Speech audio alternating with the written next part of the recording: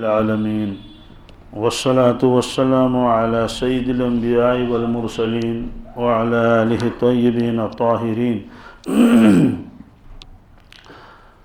وعلى من تبعهم بإحسان إلى يوم الدين أما بعد قال الله تبارك وتعالى في القرآن المجيد فأعوذ بالله من الشيطان الرجيم بسم الله الرحمن الرحيم له معقبات من بين يديه ومن خلفه يحفظونه من أمر الله إن الله لا يغير ما بقوم حتى يغيروا ما بأنفسهم وإذا أراد الله بقوم سوءا فلا مرد له وما لهم من دونه من وال هو الذي يريكم البرق خوفا وطمعا وينشئ السحاب الثقال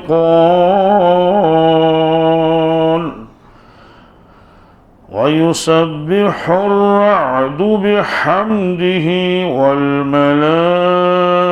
والملائكة من خيفته ويرسل الصواعق فيصيب بها من يشاء وهم يجادلون في الله وهو شديد المحال له دعوة الحق والذين يدعون من دونه لا يستجيبون لهم بشيء إلا كباسط كفيه إلى الماء ليبلغ فاه وما هو ببالغه وما دعاء الكافرين إلا في ضلال ولله يسجد من في السماوات والأرض طوعا وكرها وظلالهم بالغدو والآصال قل من رب السماوات والأرض قل الله قل أفاتخذتم من دونه أولياء لا يملكون لأنفسهم نفعا ولا ضرا قل هل يستوي الأعمى والبصير أم هل تستوي الظلمات والنور أم جعلوا لله شركاء خلقوا كخلقه فتشابه الخلق عليهم قل الله خالق كل شيء وهو الواحد القهار أنزل من السماء ماء فسالت أودية بقدرها فاحتمل السيل زبدا رابيا ومما يوقدون عليه في النار ابتغاء حلية أو متاع زبد مثله كذلك يضرب الله الحق والباطل فأما الزبد فيذهب جفاء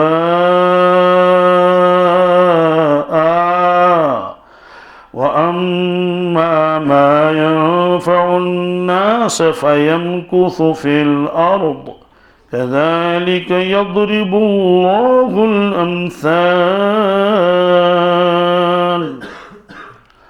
للذين استجابوا لربهم الحسنى والذين لم يستجيبوا له لو أن لهم ما في الأرض جميعا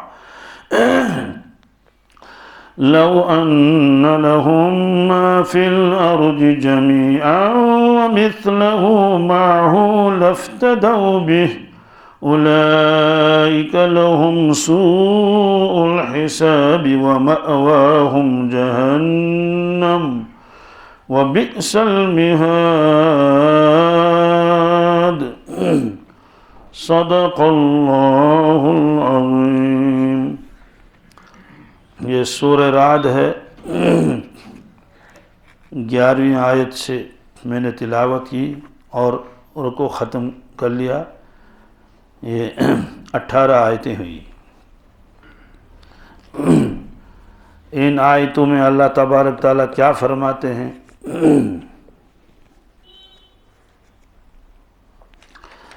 اس سے پہلے اللہ تبارک تعالیٰ نے اپنے قدرت کے دلائل بیان فرمائے ہیں۔ اللہ کا علم اور اس کی قدرت، اس میں یہ آیا تھا کہ کائنات میں جتنے بھی مادہ ہیں، چاہے انسانوں میں ہوں یا دوسری مخلوقات میں ہوں، ان کے پیٹ میں کیا ہے اللہ تعالیٰ جانتا ہے۔ اور بچہ جس میں ہوتا ہے، جس کو بچہ دانی کہتے ہیں، رحم، اس کا گھٹنا بڑھنا، یہ سب اللہ کے علم میں ہے۔ اور وہ عالم الغیب شہادہ و شہادہ ہے، یعنی غیب کا جاننے والا اور ظاہر کا جاننے والا، کوئی چیز سے چھپی ہوئی نہیں ہے۔ اس کی تفصیل چونکہ آ گئی، صرف میں اس کی طرف اشارہ کرتا ہوں۔ فرمایا وہ کبیر المتعال ہے، بہت بلند ہے، بہت برتر ہے، بہت بڑا ہے، مخلوق جس کا اندازہ بھی نہیں لگا سکتی۔ مخلوق تو مخلوق کا اندازہ نہیں لگا سکتی، مخلوق تو خالق کا اندازہ کیا لگائے۔ ایک شیخ گزرے ہیں، حضرت شیخ عبدالعزیز دباغ رحمۃ اللہ، انہوں نے ایک واقعہ لکھا ہے کہ ہم اونچے درجے کے اولیاء ایک جگہ جمع ہو گئے، تو پھر ہم نے اللہ سے درخواست کی کہ ہم ظاہری تو اعتبار سے تو نہیں دیکھ سکتے، باطن کے اعتبار سے ہم آپ کو کچھ جلوہ دیکھنا چاہتے ہیں، کیونکہ اونچے درجے کے ہیں۔ الہام ہوا پہلے مخلوق کو دیکھ لو۔ کس کو؟ مخلوق کو دیکھ لو، اور الگ الگ۔ تو ہم نے مراقبہ کیا اور ہم مخلوق کو دیکھنے لگے، مخلوق کو، چنانچہ سمندری مخلوق، خشکی مخلوق، ستارے، سیارے، سب ہم نے الگ الگ کر کے بہت مخلوق۔ پھر حکم ہوا کہ اس پورے مخلوق کو جو تم نے دیکھ لیا، اس کو آپ ایک نظر سے دیکھو۔ کیا کہتے ہم وہ نہ کر سکے، کیا ہم وہ، یعنی ہمارے قابو سے وہ باہر تھا۔ الہام ہوا جب تم مخلوق کو نہیں دیکھتے، خالق کو کیا دیکھ سکو گے؟ کیا اس وقت جو ہے ہم ندامت کے آنسوں سے روئے ہم۔ تو بہرحال اس میں فرمایا کہ بہت بڑا ہے اور بہت بلند ہے۔ تو جب مخلوق ایسی تو خالق کیسا ہوگا؟ جب مخلوق کا کوئی اندازہ ہی نہیں ہے، اسے بنانے والے کا کون اندازہ لگا سکتا ہے اس کی کبریائی۔ بہرحال فرمایا کہ لوگوں، تم جو باتیں چھپ کر کرتے ہو یا زور سے کرتے ہو، اللہ تعالیٰ کے لیے دونوں یکساں ہے۔ ہاں، انسانوں کے لیے یکساں نہیں۔ آپ نے زور سے بات کر لی تو دوسرے نے سن لی، لیکن آپ نے چپکے سے بات کر لی تو دوسرا کیسے سن لے گا؟ یا انسان جو ہے آواز سنتا ہے، ایک اس کی حد ہے، اور جو حد سے جو باہر ہوگا وہ آوازیں آدمی نہیں سن سکتا۔ تو بہرحال اللہ تعالیٰ نے مخلوق کے اندر الگ الگ چیزیں بھی رکھی ہیں۔ سائنسدانی کہتے ہیں بعض جانور ایسے ہیں وہ انسانوں سے زیادہ سنتے ہیں، یعنی انسان تو ایک حد تک سنتا ہے، اس کے بعد نہیں، لیکن بعض جانور ایسے ہیں وہ اس سے بھی دور تک سنتے ہیں. یہ نگاہوں کا حال ہے. تو بہرحال یہ فرمایا کہ لوگوں تم چھپ کے بات کر لو آہستہ سے یا زور سے، یکساں ہے کیا. اور جو کچھ رات میں چھپنے والا ہے، جو کچھ دن میں کھلا ہوا ہے، سب اللہ کے سامنے برابر ہے. تو انسانوں کے اعتبار سے تو یہ ہے کہ اندھیرے میں کوئی چیز نظر نہیں آتی ہے، لیکن اللہ تعالیٰ کے لیے اندھیرا اور اجالا دونوں برابر ہیں. بہرحال یہ آیتیں اس کے وہ جو آ رہے ہیں لہو معقباتن، اس میں فرشتوں کا تذکر ہے. کس کا؟ پہلے اس کا لفظی ترجمہ ہے لہو معقباتن، اسی کی ملکیت ہے، اسی کے مملوک ہے معقبات. یہ معقبات کس کو کہتے ہیں؟ یہ معقبتن کی جمع ہے. اور معقبتن عربی میں کہتے ہیں اس جماعت کو جو دوسری جماعت کے پیچھے آ جائے متصلاً، کیا درمیان میں گیپ نہیں ہونی چاہیے. جیسے ڈیوٹی ہوتے ہیں نا، جب تک یہ آدمی نہیں آئے گا تب تک یہ آدمی اپنی ڈیوٹی کو چھوڑ نہیں سکتا، اس کو وہیں رہنا ضروری ہے. یہ آیا اب یہ آدمی چلا جائے گا. تو متصلاً تو معقبات کہتے ہیں فرشتوں کو. کیا؟ وہ فرشتے باری باری آتے رہتے ہیں. چونکہ بہت سارے لوگ دنیا میں فرشتوں کی عبادت کرتے ہیں، فرضی طور ہی صحیح فرشتوں کی عبادت کرتے ہیں. اللہ تعالیٰ نے فرمایا جن کی تم عبادت کرتے وہ بھی میری مملوک ہیں، وہ بھی میری، لہذا وہ بھی عبادت کے لائق نہیں. سوچنا چاہیے مخلوق میں چاہے جو بھی مخلوق بڑے سے بڑا ہو، جیسے جبریل ہے، میکائیل ہے، 600 پار ہیں، اگر اللہ تعالیٰ جبریل کو پیدا نہ کرتا بالفرض تو جبریل ہوتے؟ اگر اللہ تبارک تعالیٰ بڑے بڑے جو جنات ہیں اور جو بھی ہیں ان کو پیدا نہ کرتا وہ ہوتے؟ تو معلوم یہ ہوا کہ اللہ نے ان کو بھی پیدا کیا ہے. اگر وہ ہوتے ہی نہیں تو ان کا وجود بھی ہوتا نہیں، تو نام بھی نہیں ہوتا. اس لیے اللہ نے چاہے کسی بڑے کو بڑے سے بڑے کو پیدا کیا، چاہے وہ انبیاء علیہ السلام ہوں، اولیاء ہوں، فرشتے ہوں، جو بھی ہوں، تو ان میں ایک بھی معبود نہیں ہو سکتا، کیونکہ وہ سب مخلوق ہے اور مخلوق معبود نہیں ہو سکتا. یہ فرمایا کہ انہی کی مملوک ہیں وہ فرشتے جو باری باری آتے ہیں، من بین یدیہ ومن خلفہ، انسان کے آگے اور انسان کے پیچھے، یحفظونہ من امر اللہ، اللہ کے حکم سے وہ انسانوں کی حفاظت کرتے ہیں. انسانوں کی تو حدیث میں ہے یہ فرشتے آتے ہیں انسانوں کی حفاظت کرتے ہیں، کہیں گر نہ جائے، کہیں چوٹ نہ آ جائے، ایکسیڈنٹ نہ ہو جائے.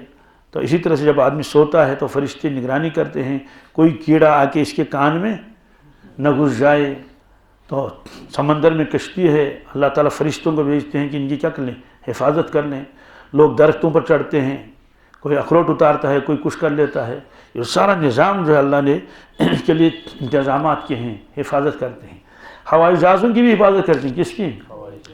تو اللہ تعالیٰ نے فرمایا یحفظونہ، اللہ تبارک تعالیٰ دیکھ بھال کرتے ہیں انسان کی، من امر، یہ فرشتے کرتے ہیں حفاظت من امر اللہ، اللہ کے حکم سے. اب اس پر مسئلہ یہ ہے کہ جب اللہ تعالیٰ حفاظت فرماتے ہیں تو پھر حادثات نہیں ہونے چاہیے. حادثات فرماتے ہیں کہ ہاں حادثات اس وقت ہوتے ہیں جب اللہ تبارک تعالیٰ خود چاہتے ہیں کہ اب اس آدمی کو مرنا ہے، اس آدمی کو، اور وہ مرے گا حادثے میں. کس میں مرے گا؟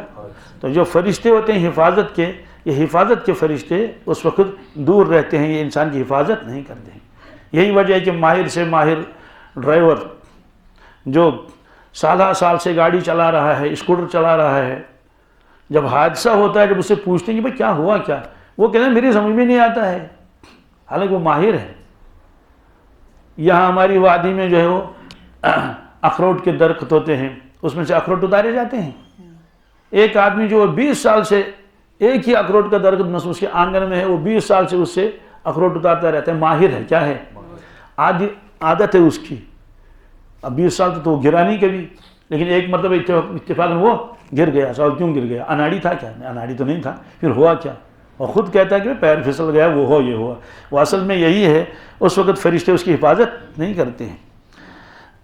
یہی وجہ ہے کہ فرشتوں کے اوپر ایمان لانا ضروری ہے. ایمان لانا، آمنت باللہ وملائکتہ، میں ایمان لاتا ہوں اللہ پر اور اس کے سارے فرشتوں پر. پھر فرشتوں کی الگ الگ ڈیوٹیاں ہیں، وہ الگ مسئلہ ہے، لیکن بہرحال حفاظت کے فرشتے بھی ہیں. ایک روایت میں 360 فرشتے ہیں. کتنے؟ حفاظت کے لیے. تو یہ فرمایا کہ یہ باری باری آتے ہیں. یہ روایت پہلے بھی آ چکی ہے. تو باری باری آتے ہیں، اس کا کیا مطلب ہے؟ یہ حدیث میں ہے کہ فجر کی نماز کے وقت اور عصر کے وقت ان کی تبدیلی ہوتی ہے۔ اس وقت ہمارے ساتھ فرشتے ہیں، یہ ہمارے ساتھ رہیں گے عصر تک، عصر کی نماز کے وقت دوسرے فرشتے آئیں گے، اور یہ جو ہمارے ساتھ فرشتے ہیں یہ چلے جائیں گے، یہ چلے۔ وہ جو عصر کے وقت ہمارے ساتھ فرشتے آئیں گے وہ رات بھر ہمارے ساتھ رہیں گے فجر تک۔ تو سلسلہ یہی ہے، فجر سے عصر، عصر سے فجر، فجر سے عصر، تو یہ حفاظت بھی کرتے ہیں، اور دوسرے بھی جو بھی کام ہوں اللہ نے لگا رکھے ہوں، کرام کاتبین بھی ہوتے ہیں۔ تو ایک روایت میں یہ ہے کہ اللہ تعالیٰ ان فرشتوں سے پوچھتے ہیں، یا ملائکتی کیف ترکتم عبادی، فرشتوں مجھے بتاؤ میرے بندے کیا کر رہے تھے جب تم نے ان کو رخصت کر لیا، یا جب یہاں سے آپ گئے؟ تو وہ کہتے ہیں کہ یا رب اتیناہم ہم یصلون ترکناہم ہم یصلون، ہم جب یہاں سے گئے تھے فجر میں وہ نماز پڑھتی تھی، اور جب ہم نے عصر کی نماز میں ان کو رخصت کیا تو وہ نماز پڑھتے تھے، 2 وقت۔ ان 2 وقتوں کی خصوصیت بھی ہے، انہی 2 وقتوں کی قسم بھی اللہ نے کھائی ہے، والفجر، قسم ہے فجر کی، والعصر، قسم ہے عصر کی۔ صحابہ کرام نے عرض کیا یا رسول اللہ صلی اللہ علیہ وسلم کیا ہم اپنے اللہ کو دیکھ سکتے ہیں؟ آپ نے فرمایا انکم سترون ربکم کما ترون لیلۃ البدر، فرمایا بالکل آپ دیکھیں گے اپنے اللہ تعالیٰ کو آخرت میں، جنت میں، جیسے تم دیکھتے ہو 14ویں رات کے چاند کو، کہ بھیڑ بھی نہیں ہوتی ہے اور دیکھنے میں کوئی رکاوٹ بھی نہیں۔ لیکن ساتھ میں یہ بھی فرمایا فَإِنِ اسْتَطَعْتُمْ أَلَّا تُغْلَبُوا عَلَى صَلَاةٍ قَبْلَ طُلُوعِ الشَّمْسِ وَقَبْلَ الْغُرُوبِ فَافْعَلُوا، فرمایا کہ 2 کام کرنے پڑیں، یعنی ہمت کرنی پڑے گی 2 چیزوں کے بارے میں۔ کن کے؟ جی، تم سے ہو سکے کیا کہ 2 نمازوں کے بارے میں آپ مغلوب نہ ہونا، کیا؟ اللہ تغلبو، اللہ جی، یعنی نفس کے ساتھ، شیطان کے ساتھ جنگ کرنی پڑے گی، لیکن ہارنا نہیں، کیا؟ جیتنا ہی۔ وہ نماز کون ہے؟ قبل طلوع الشمس و قبل الغروب، سورج طلوع ہونے سے پہلے جو نماز پڑھی جاتی ہے اور سورج غروب ہونے سے پہلے جو نماز پڑھی جاتی ہے، فجر کی اور عصر کی۔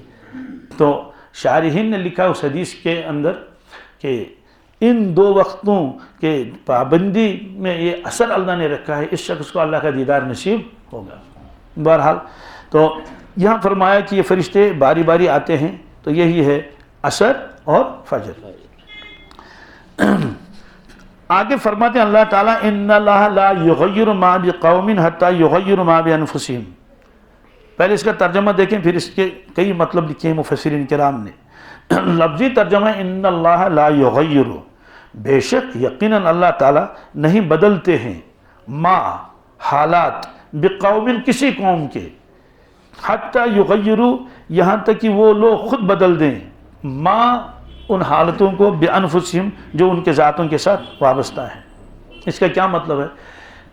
ایک مطلب اس کا یہ ہے اللہ تعالیٰ جب کسی قوم کو نعمتیں عطا فرماتے ہیں، مثلا رزق میں فراوانی ہے، صحت ہے، عزتیں ہیں، نعمتیں ہیں، تو اللہ تعالیٰ چھینتا نہیں، کیا؟ جب نعمت دے دی تو چھینے گی کیوں؟ فرماتے ہیں کہ ہاں اگر لوگوں نے گڑبڑ شروع کر دی، نافرمانیاں کی اور اللہ کی نعمتوں کی قدر نہیں کی، ناقدری کی، تو اللہ تبارک تعالیٰ اپنی نعمتوں کو واپس اٹھاتے ہیں، اپنی نعمتوں کو، کہ یہ قوم اب ان نعمتوں کے لائق نہیں ہے، کیوں انہوں نے اللہ کی نعمتوں کی کیا کی؟ بے قدری کی۔ یہ بیان قرآن پاک میں بھی ہے ایک جگہ، اس میں اللہ تعالیٰ کیا فرماتے ہیں؟ ایک بستی کا واقعہ بیان فرماتے ہیں، ایک بستی کا واقعہ بیان فرماتے ہیں۔ وَضَرَبَ اللَّهُ مَثَلًا قَرْيَةً كَانَتْ آمِنَةً مُطْمَئِنَّةً يَأْتِيهَا رِزْقُهَا رَغَدًا مِّن كُلِّ مَكَانٍ فَكَفَرَتْ بِأَنْعُمِ اللَّهِ فَأَذَاقَهَا اللَّهُ لِبَاسَ الْجُوعِ وَالْخَوْفِ بِمَا كَانُوا يَصْنَعُونَ۔ اللہ تعالیٰ فرماتے ہیں ایک بستی تھی، آئندہ بھی ہو سکتی ہیں، اس بستی میں امن تھا، کیا تھا؟ انتہا درجے کا امن تھا، اور وہ لوگ مطمئن تھے، کیا تھے؟ کوئی جھگڑا نہیں، کوئی فساد نہیں، کوئی پریشانی نہیں، کوئی رزق کی کمی نہیں۔ یاتیہا رزقہا رغدا من کل مکان، اس بستی میں ہر طرف سے رزق آتا تھا، کیا؟ اس راستے سے بھی رزق آتا تھا، تو کاروبار تھے اور یہ تھے۔ تو خلاصہ یہ ہے کہ کوئی پریشانی بھی نہیں تھی، کوئی جنگ جدل بھی نہیں تھا اور کوئی ٹینشن نہیں اور رزق کی کوئی کمی نہیں. فکفرت بانعم اللہ، لیکن ان بستی والوں نے اللہ کی ان نعمتوں کی ناشکری کی، کیا کی؟ ناقدری کی. پھر ہوا کیا؟ فَأَذَاقَ اللَّهُ لِبَاسَ الْجُوعِ وَالْخَوْفِ، دو چیزیں اللہ نے ان پر طاری کر دی، ایک بھوک، ایک خوف. تو پہلے کچھ خوف نہیں تھا، اب اطمینان ختم ہو گیا، سکون ختم ہو گیا، اس کی جگہ خوف آ گیا. پہلے رزق کی فراوانی تھی، وہ فراوانی ختم ہو گئی، اب بھوک سے مرنے لگی. بما کانوا یصنعون، ان خرابیوں کی وجہ سے، ان بدعمالیوں کی وجہ سے ان کو یہ سزا مل گئی کہ اللہ نے نعمتیں واپس لے لی. اب سوال یہ کون سی بستی ہے؟ کیا فرماتے ہیں اللہ تعالیٰ نے بستی کی مثال بیان فرمائی. بعض لوگ فرماتے ہیں مکہ شریف کے بارے میں. کس کے؟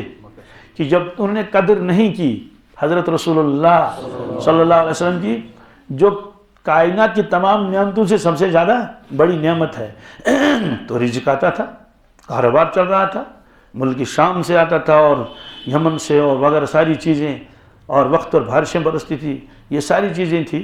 تو اس کے بعد جب انہوں نے اس نعمت کی ناقدری کی تو ان پر قحط نازل ہوا. کیا ہوا؟ قحط سالی ہو گئی. اتنی قحط سالی ہو گئی کہ وہ مردار کھانے کے وہ اس پر آ گئے. تو بہرحال یہ فرمایا کہ اللہ تعالیٰ کسی بھی قوم سے وہ نعمت چھینتا نہیں ہے. انفرادی طور پر بھی یہی ہے، اللہ نے کسی کو نعمتیں دی ہیں، اگر وہ نعمتوں کی شکر کرے، اللہ کی فرما برداری کرے، اللہ نعمت واپس نہیں لیتا ہے. ہاں جب گڑبڑ کرے گا تو اللہ نعمت واپس لیتے ہیں. ایک مطلب تو اس کا یہ ہے. دوسرا مطلب تو یہ ہے کہ اللہ نے جو قانون بنایا، کیا؟ حفاظت کا. کیا؟ حفاظت کا جو قانون بنایا اللہ تعالیٰ نے، خود انسان اس کے خلاف نہ کرے. کیا اس کا کیا مطلب ہے؟ مثلا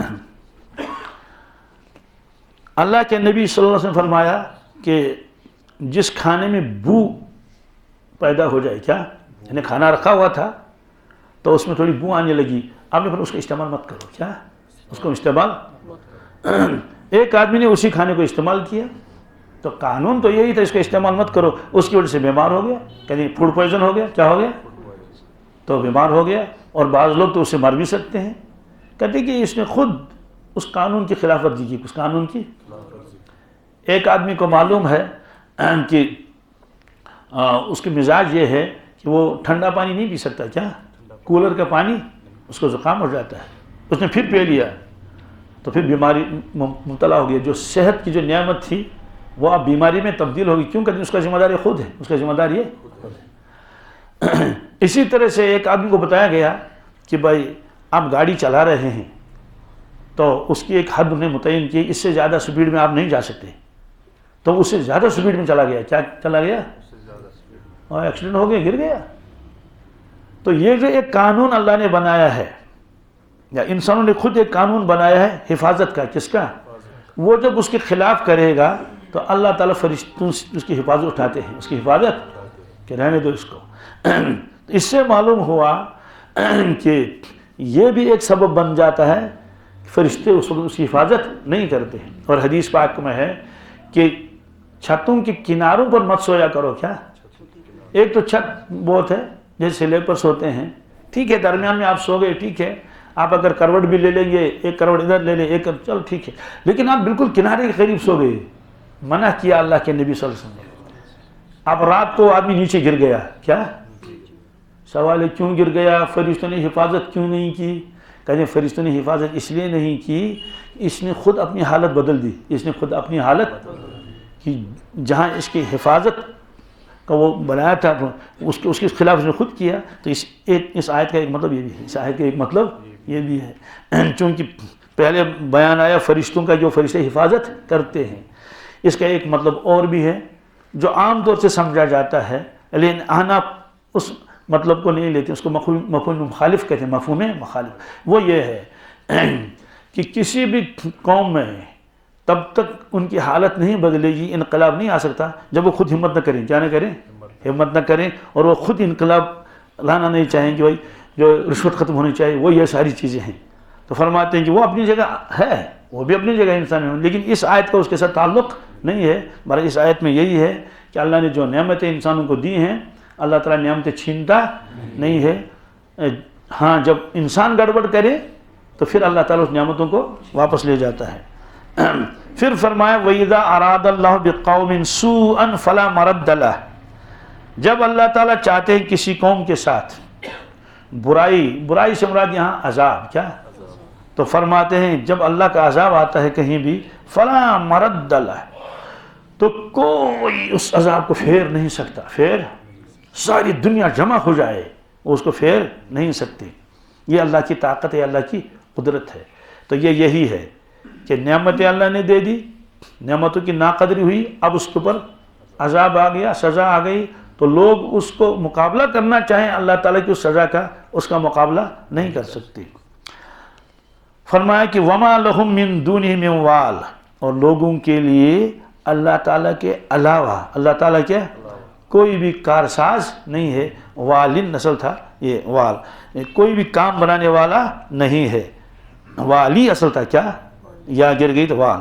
یعنی مطلب تو یہ ہے کہ اللہ تعالیٰ ہی کام بنانے والے ہیں. جب اللہ کام نہیں بنائے گا کسی کی تو ساری دنیا مل کر بھی اس کا کام نہیں بنا سکتے.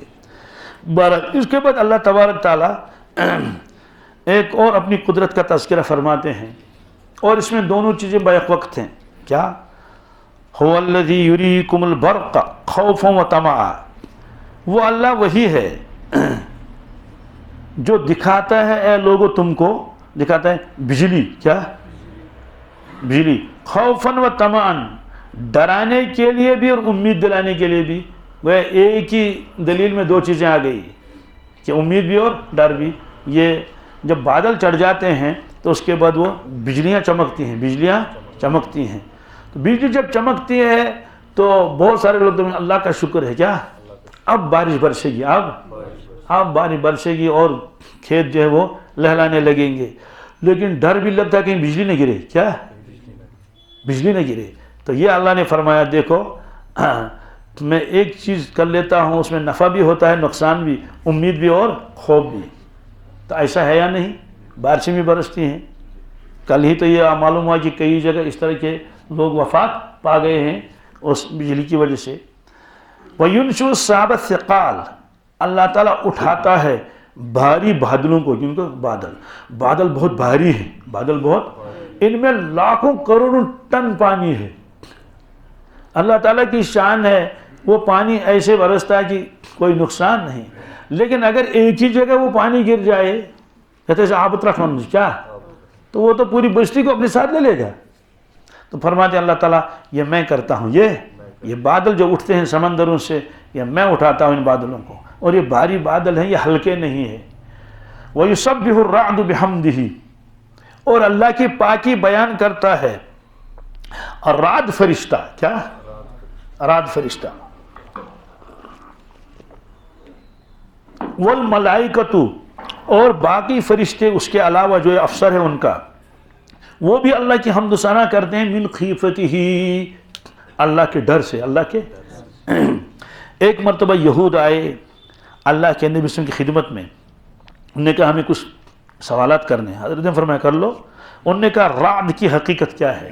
رعد کی حقیقت، رعد سے مراد یہ جو گرج ہے نا، گرج گگڑا آئی، اس کی حقیقت کیا ہے؟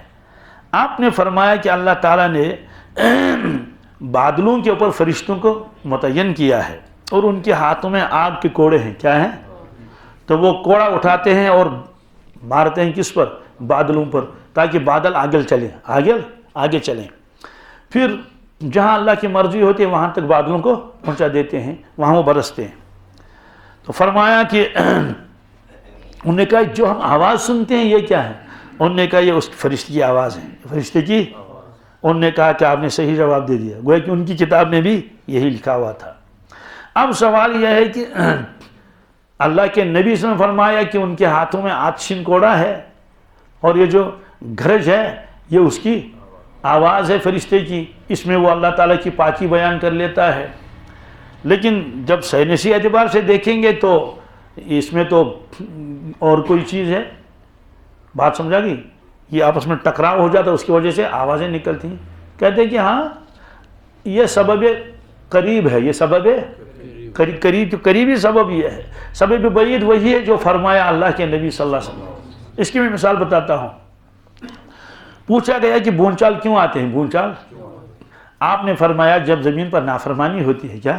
جب زمین پر نافرمانی ہوتی ہے، اللہ تعالیٰ ناراض ہوتے ہیں، تو پھر اللہ تبارک تعالیٰ ایک نظر ڈالتے ہیں ناراضگی کی زمین کے اوپر. جس حصے پر وہ نظر ڈالیں گے ناراضگی کی، اس حصے پر بھونچال آتا ہے. وہ زمین گھبراتی ہے. وہ زمین ظاہری اعتبار سے سائنس یہ کہے گی کہ یوں ہوا وہ ہوا، بات سمجھے. آتش فشان پہاڑ پھٹ گیا تو ٹھیک ہے، یہ تو قریبی ہے جو انسانوں کو بھی نظر آتا ہے، لیکن اس کے پیچھے کون سی حقیقت ہے؟ اس کے پیچھے تو قرآن پاک اور حدیث مبارک اس حقیقت کو بیان فرماتے ہیں. اگر اللہ تبارک ناراض نہیں ہو جائیں گے تو نظر ہی نہیں ڈالیں گے. جب نظر نہیں ڈالیں گے تو آتش فشان پہاڑ پھٹے گا ہی نہیں، تو بھونچال اور زلزلے نہیں آئیں گے. تو بہرحال یہاں فرمایا کہ یہ فرشتہ ہے. کیا ہے؟ فرشتہ ہے. تو یہ بھی صحیح ہے اور وہ بھی صحیح ہے. تو سبب قریب بھی صحیح، سبب بعید بھی صحیح. اس کی میں مثال بتاتا ہوں. قریب اور بعید کیا چیز ہے؟ آپ کسی سے بھی کہیں کہ بھائی انسان کی پیدائش کس سے ہوتی ہے، کیا وہ کہے گا نطفے سے. یہی تو کہے گا نا کہ مرد اور عورت کا نطفہ مل جاتا تھا، اس سے انسان بن جاتا ہے. یہ اللہ نے بھی فرمایا ہم نے انسان کو نطفے سے بنایا. کیا؟ انا خلقناہ من نطفۃ امشاج، ملا ہوا. کئی جگہ یہ ہے، لیکن اللہ ہی نے فرمایا میں نے انسان کو مٹی سے پیدا کیا. کس سے؟ سوال ہے کہ مٹی سے پیدا کیا یا نطفے سے پیدا کیا؟ کہ دونوں صحیح ہیں. کیا؟ ظاہری اعتبار سے جو قریبی سبب ہے وہ نطفہ ہے. وہ تو سائنسدان بھی یہی کہیں گے، ڈاکٹر بھی یہی کہیں گے کہ نطفے سے انسان بن جاتا ہے. اور اللہ تعالیٰ نے فرمایا اس کا ایک سبب اور بھی ہے، وہ سبب بعید ہے. وہ سبب وہ مٹی ہے. کیا؟ کیونکہ اس کی طرف زیادہ جان جائے گا نہیں، لیکن اگر غور کریں گے وہ بھی سمجھ میں آئے گا. کیوں؟ کہتے ہیں نطفہ بنا ہے خون سے. کیا؟ خون بنا ہے غذا سے، اور غذا نکلتا ہے کہاں سے؟ زمین سے. اگر زمین ہی نہیں ہوتی تو غذائیں کہاں ہوتی؟ جب غذا ہی نہیں تو خون کیسے بنتا؟ جب خون ہی نہیں تو نطفہ کسے بنے گا؟ تو بہرحال اس میں فرمایا یہ فرشتہ ہے، یہ اللہ تبارک تعالیٰ کی حمد و ثنا کرتا ہے. چونکہ اس سورت کا نام یہ سورہ رعد، سورہ، اس سے معلوم ہے کہ اللہ تعالیٰ سبحان اللہ کہ فرشتے بھی گھبراتے ہیں. کیا؟ مقرب فرشتے یہ ڈرتے ہیں اللہ سے، اور پھر اس کی حمد و ثنا کرتے ہیں. وَيُرْسِلُ الصَّوَاعِقَ، اللہ تعالیٰ بجلیاں بھیجتا ہے. کیا؟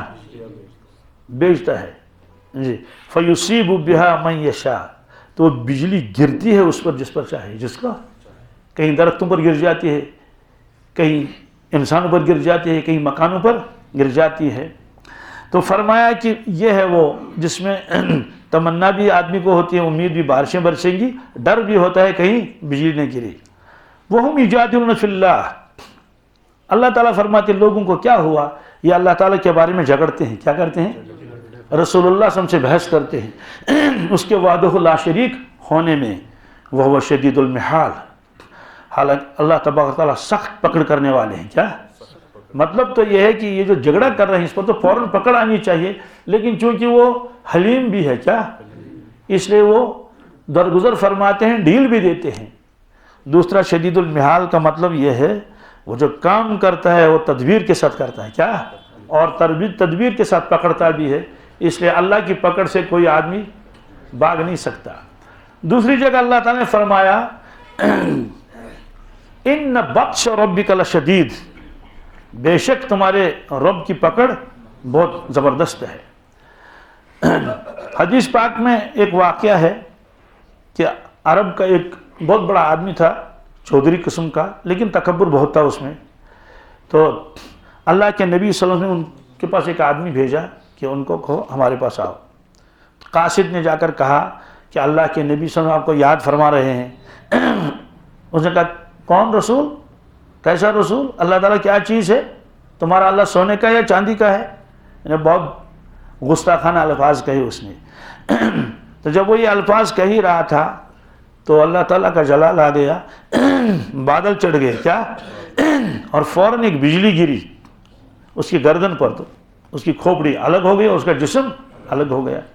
ایسے ایک روایت میں ہے کہ عامر ابن طفیل اور اربد ابن ربیعہ یہ اللہ کے نبی صلی اللہ علیہ وسلم کی خدمت میں حاضر ہوئے اور کہنے لگے ہم اسلام لائیں گے لیکن اس کے لیے شرط یہ ہے کہ کیا آپ کے بعد ہمیں خلافت ملنی چاہیے. کیا ملنی چاہیے؟ آپ کی جگہ ہم ہوں. آپ نے فرمایا یہ نہیں ہو سکتا ہے. کیا اسلام قبول کرنا ہے تو قبول کر لو. انہوں نے کہا کہ ہم حملہ کریں گے. کیا کریں گے؟ اور مدینہ کی وادیوں کو بھریں گے لشکر کے ساتھ، سوار اور پیدل. بہرحال آپ نے فرمایا اللہ تعالیٰ تم کو روک دیں گے. اللہ تعالیٰ ان کو، انصار مدینہ ان کو روکیں گے. انصار مدینہ ان کو آگے نہیں آنے دیں گے. بہرحال دونوں چلے اور انہوں نے یہی ارادہ کیا اب ہم حملہ کریں گے کس پر؟ مدینہ طیبہ پر. ابھی وہ جا ہی رہے تو بادل چڑھ گیا. بادل، اس میں سے ایک بجلی جو گری وہ تو اربد پر گری. کس پر؟ وہ تو وہیں ڈھیر ہو گیا. اور جو دوسرا تھا عامر، وہ گھر جا کر جو ہے وہ اس کی گلٹی نکل گئی، اس کی کالرا کی، کس کی؟ تو وہ اس میں مر گیا. دونوں ختم ہو گئے. بہرحال حدیث میں ہے کہ جب کڑک ہو، کیا ہو، گرج ہو، تو اس وقت دعا کرنی چاہیے اللہم لا تقتلنا بغضبک ولا تہلکنا بعذابک وعافنا قبل ذلک. وعافنا، یہ روایت میں ہے. اس کا مطلب ہے کہ یا اللہ اپنے غضب سے ہم کو ختم نہ کریں، اپنے غضب سے ہم کو اور اپنے عذاب سے ہم کو ہلاک مت کرنا، اور ہم کو عافیت عطا فرما اس سے پہلے ہی. تو بہرحال اس میں یہ آیا کہ گرج جو ہے فرشتہ ہے. لہو دعوت الحق، لہو. اب چونکہ دنیا میں لوگ مانگتے بھی تھے اور دعا مانگنا یہ مستقل عبادت ہے. اللہ تعالیٰ فرماتے ہیں سچی پکار تو اللہ کے لیے ہے. کیا اس کے کیا مطلب؟ اس کا مطلب یہ ہے کہ برحق دعا صرف اللہ کے لیے خاص ہے. کس کے لیے؟ وہی زندگی دے گا، وہی رزق دیتا ہے، وہی اولاد دے گا. جو چیز دے گا وہ تو اللہ تعالیٰ ہی دیتا ہے، غیر اللہ کچھ نہیں دے گا. یہ فرمایا لہو دعوت الحق، برحق دعا اللہ کے لیے ہی ہے جو دعا ضائع نہیں ہو جاتی ہے. والذین یدعون من دونہ، جو اللہ تعالیٰ کے علاوہ دوسروں سے مانگتے ہیں، لا یستجیبون لہم بالشیء، وہ ان کو کسی چیز کا جواب بھی نہیں دے سکتے. کسی کام کا جواب نہیں دے سکتے ہیں. جیسے کوئی آدمی پتھر سے مانگے، درخت سے مانگے، اور کسی سے مانگے، یا اپنے جیسے محتاجوں سے مانگے، کسی سے بھی مانگے، اللہ تعالیٰ وہ جواب بھی نہیں دیں گے. کیا سوال کہ انہوں نے بہت مانگا کہ جواب کیوں نہیں ملا، یا ملے گا کچھ کہ نہیں؟ کہتے ہیں ان کی مثال تو ایسی ہے اللہ کا باسط کفیل الماء، جیسے ایک آدمی جو ہے پانی کے کنارے پر ہے، دریا کے کنارے پر ہے یا کنویں کے کنارے پر ہے، تو وہ پانی سے کہتا ہے کہ آ جاؤ مجھے پیاس لگی ہے، میرے منہ میں آ جاؤ میرے. تو فرماتے ہیں کہ وہ چاہے کتنا ہی آوازاری کرے، ہاتھ پھیلا کے، وہ پانی اٹھ کے اس کے منہ میں نہیں آ سکتا. یہ اللہ نے سمجھایا، یعنی جتنا یہ ناممکن ہے، کیا ہے، ہو ہی نہیں. ایسے تم اللہ کے علاوہ کسی سے مانگو گے، بیٹا مانگو گے کسی سے، اور کچھ مانگو گے، اللہ کے علاوہ کوئی دینے والا نہیں ہے. فرمایا کہ لیبلغ فاہ، تاکہ وہ پانی آ کے اس کے منہ میں پہنچ جائے. وما هو ببالغہ، وہ پانی اس کے منہ تک نہیں پہنچ سکتا. وما دعاء الکافرین الا فی ضلال، کافروں کی ہر پکار جو گمراہی ہے. یعنی اب پھر کسی کو رزق نہیں ملنا چاہیے ایمان والے کے علاوہ. یہ دنیا ہے. کیا حدیث میں ہے کہ اس دنیا میں ہر ایک کھاتا ہے، اللہ کا فرما بردار بھی اور نافرمان بھی. تمہارا اس میں دعا کا تذکرہ آیا ہے. دعا کے بارے میں آپ نے فرمایا الدعاء مخ العبادہ، دعا عبادت کی گری ہے. دعا عبادت کی گری اندر ہوتی ہے نا، جیسے اخروٹ کے اندر گری ہے، بادام کے اندر گری، اوپر تو چھلکا ہوتا ہے. تو دعا عین عبادت ہے. اور اللہ تعالیٰ نے یہ بھی فرمایا یا رسول اللہ صلی اللہ علیہ وسلم، آپ فرما دیجئے اپنی امت کو کہ تمہارے رب نے فرمایا وقال ربکم ادعونی استجب لکم، مجھ سے مانگو میں تمہاری دعا قبول کر لوں گا. ان الذین یستکبرون عن عبادتہ سیدخلون جہنم داخرین، جو اللہ سے مانگتے نہیں ہے، تکبر کرتے ہیں، اللہ تعالیٰ ان قریب ان کو ذلیل کر کے دوزخ میں ڈال دیا جائے گا. اور اللہ تعالیٰ مانگنے سے خوش ہوتے ہیں. الحمدللہ عجیب معاملہ ہے. دنیا کا کوئی شخص کتنا ہی سخی ہو، بہت سخی، تو اس کو جب مانگیں گے بار بار وہ تو ناراض ہو جائے گا اور کہتا بھی ہے کہ یہ کیا خزان چھا، یہ کیا یہاں خزانے روزانہ آپ آتے ہیں، اور بھی لوگ ہیں صرف آدمی اکیلے ہیں، ڈانٹ بھی دیتے ہیں، لیکن اللہ تبارک تعالیٰ کبھی کسی سے بندے سے نہیں کہ تم نے اتنا کیوں مانگا، تم نے اتنا مانگ رہے ہو. تو اللہ اس لیے فرمایا کہ بندوں سے کہہ دو، میرے بندوں سے وہ مانگے اور میں ان کو دے دوں گا. اب وہ الگ بات ہے کہ اللہ کے نبی صلی اللہ علیہ وسلم نے فرمایا ہر دعا قبول ہوتی ہے. کیا ایک آدمی کہے گا جناب میں نے تو فلاں دعا مانگی تھی کہ مجھے نوکری مل جائے، مجھے فلاں چیز وہ تو ملی نہیں.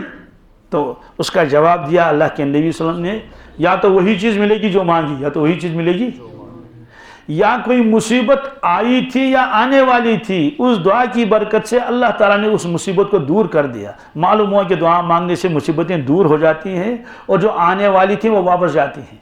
کتنی چیزیں ہوں گی؟ 2. تیسرا یہ ہے کہ وہ دعا اللہ نے محفوظ رکھی. کیا کہ فی الحال اس کو نہیں دیں گے، اس کو آگے بھی ضرورت پڑے گی. جیسے والدین پیسے جمع کر کے رکھتے ہیں، کن کے لیے؟ بچوں کے لیے، کہ آج نہیں دیں گے، آج بس اتنے، بس 10 روپے کافی ہے، چلو. تو 100 میں سے 10 اس کو دیے، 90 اس میں اکاؤنٹ میں ڈال دیے کہ جب ضرورت پڑے گی تو اس وقت یہ سارے پیسے نکالے گا، اس وقت مکان بنانا ہو، کاروبار کرنا ہو. تو حدیث میں ہے کہ محشر کے میدان میں بہت سارے لوگ پہنچیں گے تو ان کو ثواب ملے گا، بھئی یہ نماز کا ثواب ہے، یہ زکوٰۃ کا، یہ روزے، وہ دیکھیں گے اور بھی ثواب ہے پہاڑوں کے برابر. تو وہ فرشتوں سے کہیں گے یہ کون سا ثواب ہے؟ وہ کہیں گے یہ وہ تمہاری دعائیں ہیں جو دنیا میں قبول نہیں ہوئی تھی، یہ اللہ نے یہاں رکھی. تو حدیث پاک میں اس وقت وہ لوگ کہیں گے کہ کاش ہماری کوئی دعا قبول ہی نہ ہوئی ہوتی، ہماری کوئی دعا قبول ہی، آج سب ہم کو یہاں مل جاتا. بہرحال اس میں فرمایا تھا کہ دعا بھی ایک عبادت ہے. وَلِلَّهِ يَسْجُدُ مَنْ فِي السَّمَاوَاتِ وَالْأَرْضِ. اب اللہ تعالیٰ فرماتے ہیں آسمان میں جو کچھ ہے، زمین میں جو کچھ ہے، یہ اللہ تعالیٰ کو سجدہ کرتا ہے. کیا کرتا ہے؟ وَلِلَّهِ، اللہ ہی کے لیے ہے سب ملکیت. يَسْجُدُ مَنْ فِي السَّمَاوَاتِ وَالْأَرْضِ، جو سجدہ کرتے ہیں اللہ تعالیٰ کو آسمانوں میں اور زمینوں میں. طَوْعًا وَكَرْهًا، خوشی سے اور ناخوشی سے. کیا سوال یہ کیا مطلب ہے خوشی سے ناخوشی سے؟ سجدہ کا ایک مطلب تو حقیقی سجدہ کرنا، کیا وہ تو ہم کرتے ہی ہیں، لیکن بعض چیزیں ایسی ہیں کہ وہ سجدہ کرتی ہیں لیکن وہ سجدہ ہمیں نظر نہیں آتا. قرآن پاک نے فرمایا آسمانوں میں جو ہے وہ سجدہ کرتے ہیں، زمین میں سورج سجدہ کرتا ہے، چاند سجدہ کرتا ہے، اور ستارے سجدہ کرتے ہیں، اور پہاڑ سجدے کرتے ہیں. قرآن پاک میں تو یہ آگے آئے گی وہ آیات کہ الم تر ان لا یسجد من فی السماوات والشمس والقمر والنجوم والجبال والشجر، یہ سارا والدواب، چوپائے اوپائے سارے سجدہ کرتے ہیں اللہ تعالیٰ کو. تو یہ سارے منقاد ہیں. حضرت ابو ذر غفاری فرماتے ہیں رضی اللہ تعالیٰ عنہ، میں اللہ کے نبی صلی اللہ علیہ وسلم کے ساتھ تھا تو اسی وقت سورج ڈوب گیا، ڈوبنے کے قریب تھا تو پھر اس کے بعد ڈوب گیا. تو مجھ سے پوچھا رسول اللہ صلی اللہ علیہ وسلم نے کہ ابو ذر یہ سورج کہاں جاتا ہے؟ میں نے کہا مجھے معلوم نہیں، واللہ عالم. آپ نے فرمایا تحت العرش. کیا؟ ثم تسجد، یہ عرش کے نیچے جاتا ہے، سجدہ کرتا ہے. ثم تستاذن، پھر اللہ سے اجازت لیتا ہے کہ مجھے کل چڑھنا ہے یا؟ اللہ تعالیٰ فرماتے ہیں ٹھیک ہے چلو آگے. فرمایا ایک دن آئے گا یہ سجدہ کرے گا، اللہ تعالیٰ فرمائیں گے آج میں آپ کے سجدے کو قبول نہیں کروں گا. وہ اجازت چاہے گا کہ مجھے آگے بڑھنے کی اجازت ہے، اللہ فرمائیں گے نہیں، ارجعی، کیا؟ من حیث جیت، واپس جاؤ. تو سورج کو آگے جانے نہیں دیا جائے گا تو وہ واپس آئے گا. جب واپس آئے گا تو سارا نظام ہی بدل جائے گا. جب آگے بڑھا ہی نہ تو چڑھے گا کیا؟ ہاں صبح کو لوگ انتظار میں ہوں گے، سورج طلوع ہو جائے گا، لیکن سورج طلوع ہوگا نہیں. بہت دیر کے بعد طلوع ہوگا مغرب سے. کس سے؟ اس کو کہتے ہیں طلوع الشمس من المغرب. یہ قیامت کی علامتوں میں سے ایک علامت ہے. یہ مغرب کی طرف کیوں طلوع ہو جائے گا؟ مغرب سے. فرمایا یہ اعلان ہوگا تمام دنیا کے لوگوں کے لیے، دنیا کے لوگوں آج تک توبہ کا دروازہ کھلا ہوا تھا، آج ہم نے اس کو بند کر دیا. آج ہم نے اس کا بیان قرآن پاک میں بھی ہے، بند کر دیا. اب یہ کھلے گا نہیں قیامت تک. تو جو اس سے باہر رہا وہ باہر رہا. تو اگر کوئی مسلمان توبہ کرنا چاہے مسلمان اپنے گناہوں سے، اس کی توبہ بھی قبول. اگر کوئی اسلام میں داخل ہونا چاہے، اپنے کفر شرک سے توبہ کرنا چاہے، اس کی بھی توبہ قبول نہیں ہوگی. تو معلوم ہے کہ سورج بھی سجدہ کرتا ہے، درخت بھی سجدہ کرتے ہیں. سورہ رحمان میں ہے वन्नज्म वश्शजरु यस्जुदान, नज्म कहते हैं उन दरख्तों को जो खुद तने पर खड़े नहीं होते हैं बल्कि ज़मीन पर फैल जाते हैं, जैसे तरबूजे का दरख्त, क्या तरबूजा है, खरबूजा है, करेला है, ये सारे इनको नज्म कहते हैं। क्या नज्म, तारे को भी नज्म कहते हैं, इसको भी नज्म कहते हैं। तो अल्लाह ताला फरमाते हैं वन्नज्म वश्शजरु यस्जुदान, ये जो फैलते हैं ये पौधे ये भी सजदा करते हैं, और जो दरख्त हैं शजर जो अपने तने पर खड़े हैं, चाहे फलदार हों या बेफल, मतलब दरख्त हैं, अखरोट के दरख्त हैं और सेब के दरख्त और आम के दरख्त हैं, ये दोनों मुझे सजदा करते हैं, ये दोनों। लेकिन हमने तो आज तक किसी दरख्त को सजदा करते हुए देखा ही नहीं, लेकिन अल्लाह ने फरमाया, अल्लाह ने एक बुजुर्ग के बारे में लिखा है, शब कदर में उसने देखा कि ये सारी चीज़ें सजदे में हैं, सारी चीज़ें। तो फिर अपने पीर को ख़त लिखा कि मैंने ऐसा ऐसा देखा, दरख्त भी सजदे में हैं। उन्होंने लिखा तिलकल अहवाल तुरब्बा बिहा अतफाल तरीक़ा, फरमाते हैं कि ये हालात ऐसे हैं, इससे तरबियत हो जाती है सालिकों की, जिनकी जैसे कोई आदमी जा रहा है तो दरमियान में मिठाई का एक दाना उसको दे दिया, कहीं बिस्कुट दे दिया, कहते चलो आगे, क्या चलो आगे, तो हो गया कष्ट। बहरहाल फरमाया कि जो कुछ आसमानों में है, जो कुछ ज़मीन में है, वो अल्लाह को सजदा करता है, खुशी से और नाखुशी से।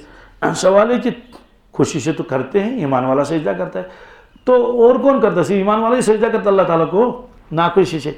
इसका मतलब ये है अल्लाह का हुक्म जारी है, अल्लाह का हुक्म जारी है। जो शख्स अल्लाह को मानता है उस पर भी अल्लाह का हुक्म जारी है, जो शख्स अल्लाह को नहीं मानता उस पर भी अल्लाह का हुक्म जारी है। कैसे? अल्लाह चाहे किसी को बीमार करना तो बीमार हो जाएगा, नहीं हो जाएगा? अल्लाह ताला किसी को आजिज़ बनाना चाहे माजूर हो जाएगा, नहीं हो जाएगा? अल्लाह तबारक ताला किसी के जो उसने प्लान बनाया था उसको फेल करना चाहे तो हो जाएगा, नहीं हो जाएगा? तो मालूम ये हो अगर कोई शख्स अल्लाह को मानता ही नहीं है और एथिस्ट है, तब भी वो अल्लाह की कुदरत के सामने क्या है? आजिज़ है और बेबस है, आजिज़ है। और इसलिए फरमाया कि तवन व करहन व ज़िलालुहुम, सुबहान अल्लाह, जितनी चीज़ें दुनिया में हैं वो सजदा करती हैं, उनके साए भी सजदा करते हैं, उनके साए भी, जैसे इंसान है हम तो सजदा करते ही हैं, तो इनका साया भी सजदा करता है। वैसे एक तो ये है कि जब हम सजदा करते हैं तो झुकते हैं, अगर हम धूप में नमाज पढ़ेंगे ना, जब हम खड़ा रहेंगे तो साया क्या रहेगा, और जब हम झुक जाएंगे तो साया भी झुक जाएगा, तो साया भी तो सजदा करता है। लेकिन इसके अलावा जो साए हैं बज़ाहिर मतलब दरख्त है, क्या वो तो झुकेगा नहीं। अल्लाह ताला फरमाते हैं ये दरख्त भी मुझे सजदा करता है, इसका साया भी मुझे सजदा करता है, इसका साया भी मुझे सजदा करता है। तो अब उसकी कुदरत देख लीजिए। बिलगुदुव्वि वल आसाल, सुबह को और शाम को, क्या सवाल, सुबह को और शाम को इन दो वक्तों की तखसीस क्यों की? उसकी वजह है कि सुबह को साया नुमाया होता है, लंबा होता है, शाम को भी साया लंबा होता तो दूर से नजर आता है, दोपहर में तो फिर वो घटते घटते घटते बिल्कुल किसी वक्त जो है वो इतना सा नजर आ जाता है।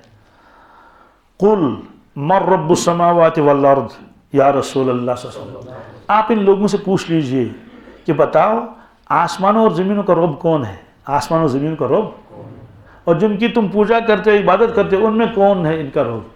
वो खामोश रहेंगे। क्या? अगर उन्हें कहा अल्लाह ताला है, क्या है, तो बस मकसद तो हो गया, फिर उसी की इबादत करो। कहते हैं क्योंकि वो कहेंगे नहीं, वो खामोश रहेंगे। आप फरमाना कुलिल्लाह, आप फरमा देंगे कि आसमान और ज़मीन का बनाने वाला और उसका रब अल्लाह ताला है।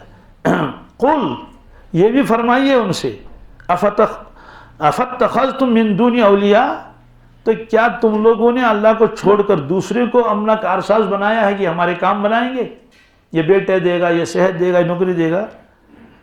अल्लाह फरमाए ला यमलिकून लिअनफुसिहिम नफ़अन वला ज़र्रा, वो लोग अपने लिए नफ़ा और नुकसान का इख्तियार नहीं रखते, वो लोग अपने लिए नफ़ा और नुकसान का, तो तुम्हारे नफ़ा और नुकसान को मैंने कैसे उनके हाथ में दे दिया है? तो उनका नफ़ा नुकसान मेरे हाथ में है, सब इंसानों का नफ़ा नुकसान मेरे हाथ में है। कुल हल यस्तविल आमा वल बसीर, इनसे पूछ लीजिए, ये सवालात कीजिए उनसे, क्या नाबीना, अंधा और बिना बराबर हो सकते हैं? कैसे होंगे? एक आदमी नाबीना है बेचारा, तो कुछ भी नहीं है, परेशान है ना, दूसरा आदमी आंखों वाला है, खुद भी जा सकता है, पढ़ सकता है, क्या क्या कर सकता है। इसलिए आंखें जो है ये बहुत बड़ी नेमत है, बहुत बड़ी नेमत है। तो यहाँ आमा और बशीर से क्या मुराद है? یہ سمجھانے کے لیے عامہ اور بصیر میں ہر شخص سمجھ سکتا ہے کہ دونوں برابر نہیں ہو سکتے. دوسرا مطلب یہ ہے اللہ کو پہچاننے والا بصیر ہے، اللہ کو جس نے اللہ کو نہیں پہچانا وہ عامہ ہے.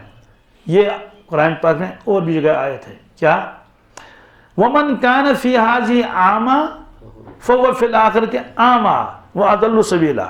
جو شخص دنیا میں اندھا رہا وہ آخرت میں بھی اندھا ہی ہوگا. سوال اندھے کو کیا بیچارے کو یہ سزا مل رہی ہے کہ یہاں بھی اندھا وہاں بھی اندھا؟ فرماتے ہیں کہ یہ مراد ہے جس نے دنیا میں اللہ کو نہیں پہچانا. کیا؟ گویا کہ وہ اندھا ہی ہے تو محشر کے میدان میں اندھا اٹھے گا. اور یہ قرآن پاک میں کئی جگہ ہے. وَمَنْ أَعْرَضَ عَنْ ذِكْرِي فَإِنَّ لَهُ مَعِيشَةً ضَنْكًا وَنَحْشُرُهُ يَوْمَ الْقِيَامَةِ أَعْمَى قَالَ رَبِّ لِمَ حَشَرْتَنِي أَعْمَى وَقَدْ كُنْتُ بَصِيرًا قَالَ كَذَلِكَ أَتَتْكَ آيَاتُنَا فَنَسِيتَهَا وَكَذَلِكَ الْيَوْمَ تُنْسَى. اللہ تعالیٰ فرماتے ہیں جس نے مجھے بلا دیا، جس نے مجھے وَمَنْ أَعْرَضَ منکر ہو گیا، اعراض کیا عن ذکری، اس کو دو سزا ملیں گی دنیا میں. معیشتاً ضنکا، کیا؟ پریشان. کیا؟ اس کا سینہ پریشان ہوگا. دل، روپے پیسے تو بہت ہوں گے لیکن اس کے دل میں اطمینان اور سکون، اس لیے کہ دل کو اطمینان سکون ملتا اللہ کی یاد سے، اس کے تو ہے نہیں وہ. اور محشر کے میدان میں اس کو اندھا اٹھائیں گے تو وہ اللہ سے عرض کرے گا قال رب لم حشرتنی اعمی وقد كنت بصیرا. یا اللہ آپ نے مجھ کو اندھا کیوں اٹھایا؟ میں تو دنیا میں بینا تھا، آنکھوں والا تھا، میرے آنکھوں میں روشنی تھی. جواب آئے گا كذلك أتتك آياتنا فنسيتها وكذلك اليوم تنسى. عدلے کا بدلہ ہو گیا. عدلے کا دنیا میں تمہارے پاس میری آیتیں آ چکی تھی جس میں توحید کا بیان تھا، رسالت کا بیان تھا، آخرت کا یہ سارا تھا. کہتے ہیں کہ تم نے اللہ کو بلایا، اللہ کو اور آیتوں کو بلایا، آج اس کا بدلہ یہ ہے، آج آپ کو بلا دیا گیا. اس لیے اس میں فرمایا کہ ان سے پوچھیں عامہ اور بصیر برابر نہیں ہو سکتی. ام هل تستوی الظلمات والنور، ان سے پوچھ لیجیے کیا اندھیرا اور روشنی دونوں برابر ہو سکتے ہیں؟ کیا دن اور رات برابر ہو سکتے ہیں؟ رات میں کچھ بھی نظر نہیں آئے گا اور دن تو دن ہے. فرماتے یہاں مراد یہ ہے ایمان اور کفر برابر نہیں ہو سکتے. ایمان کی روشنی ہے، ایمان کی وہ ایمان والے کے سینے میں ہے، اور جس کے سینے میں ایمان نہیں ہوگا ایمان کی روشنی اس کے سینے میں، یہ دونوں برابر نہیں ہو سکتی. ام جعلوا للہ شرکا، کیا دنیا کے لوگوں نے اللہ تعالیٰ کے لیے شریک متعین کیے ہیں؟ یہ اللہ کا شریک ہے، یہ اللہ کا شریک ہے، یہ بھی اللہ کا شریک ہے، اس کو اللہ نے فلاں ڈپارٹمنٹ دیا ہے، اس کو فلاں ڈپارٹمنٹ دیا ہے، فلاں کام. کیا اللہ تعالیٰ نے ان لوگوں نے مخلوق کو شریک بنایا ہے؟ خلقو کا خلق ہی، اور جن کو شریک بنایا ہے انہوں نے بھی پیدا کیے چیزوں کو جیسے چیزیں کو پیدا کرا اللہ تعالیٰ. کیا فرماتے ہیں کہ کیا انہوں نے ان لوگوں کو میرا شریک ٹھہرایا ہے کہ انہوں نے بھی کچھ بنایا؟ مثلا اللہ تعالیٰ نے سورج بنایا، چاند دوسرے نے بنا لیا، اور اللہ تعالیٰ نے کروڑوں ستارے بنائے تو ادھر ایک دم انہوں نے کہا ہم نے بھی تو ستارے بنائے، ہم نے بھی. اللہ تعالیٰ نے انسانوں کو پیدا کیا تو کوئی آئے گا جناب ہم نے بھی تو انسانوں کو پیدا کیا، آپ نے 10 لاکھ کیے، ہم نے بھی تو 10,000 کیے. تو اگر ایسا ہوتا کہ مخلوق نے بھی مخلوق کو پیدا کیا اللہ نے بھی، پھر تو اشتباہ ہوتا. کیا ایک آدمی کے بارے میں تو پتہ نہیں آپ کو اللہ نے پیدا کیا یا فلاں نے پیدا کیا. کیا ان سے پوچھو کہ کیا اللہ کے علاوہ کسی نے کسی کو پیدا کیا؟ کسی نے کسی کو، کسی نے بھی نہیں. اب آپ کہیں گے جناب جہاز تو انسانوں نے بنایا، کیا اس کو پیدا کرنا تھوڑی کہتے ہیں. اور اگر اللہ تعالیٰ کا میٹیریل استعمال نہیں کرے گا تو جہاز بھی نہیں بنے گا، سوئی بھی نہیں بنے گی، جوتا بھی نہیں بنے گا، کپڑا بھی. اللہ تعالیٰ فرما دیں گے جی کپڑا بناؤ لیکن میرے زمین کی کوئی چیز استعمال مت کرو. کیا میرے زمین کی برتن بناؤ، تو وہ کیا بنائے گا؟ کچھ بھی نہیں بنا سکتا. اس کا مطلب ہے اگر کوئی شخص کوئی چیز بناتا ہے اس کو پیدا کرنا نہیں کہتے ہیں، یہ تو بس جوڑ ہے. کیا ہے؟ تار کو تار کے ساتھ جوڑ دیا اور وہ کر لیا یہ کر لیا تو چیزیں بناتا ہے انسان، کپڑے بھی بنتا ہے، یہ ساری چیز کو خالق نہیں کہتے ہیں، اس کو پیدا کرنا. اور دوسری بات ہے کہ یہ چیزیں بھی اللہ ہی نے پیدا کی ہے، تب جو کہ انسان ان سے فائدہ اٹھا سکتا ہے. فرماتے ہیں کہ کیا ایسا ہوا کہ لوگوں کو اشتباہ لگ گیا کہ اللہ بھی خالق ہے یہ بھی خالق ہے، اس لیے یہ بھی معبود ہے یہ بھی، اس وجہ سے اللہ تعالیٰ اللہ تعالیٰ نے میری بھی عبادت کرے دوسروں کی بھی؟ ایسا تو ہے نہیں. قل اللہ خالق کل شیء، آپ ان کو جواب دے دیجئے اللہ تبارک تعالیٰ ہر چیز کا خالق ہے، ہر چیز کا، کوئی بھی چیز دنیا کی ہو، چاہے چھوٹا سا پتھر ہی کیوں نہ ہو، چھوٹی سی ٹہنی ہی کیوں نہ ہو، چھوٹا سا درخت ہی کیوں نہ ہو، چونٹی کیوں نہ ہو، کہتے ہیں ان تمام چیزوں کا خالق اللہ تعالیٰ ہے، وہ الواحد القہار، کیا؟ اور وہ سب پر غالب ہے، سب پر غالب ہے، ہر مخلوق پر وہ غالب ہے۔ اللہم لک الحمد کلہ ولک الشکر کلہ، اللہم لک الحمد کما ینبغی لجلال وجہک وعظیم سلطانک۔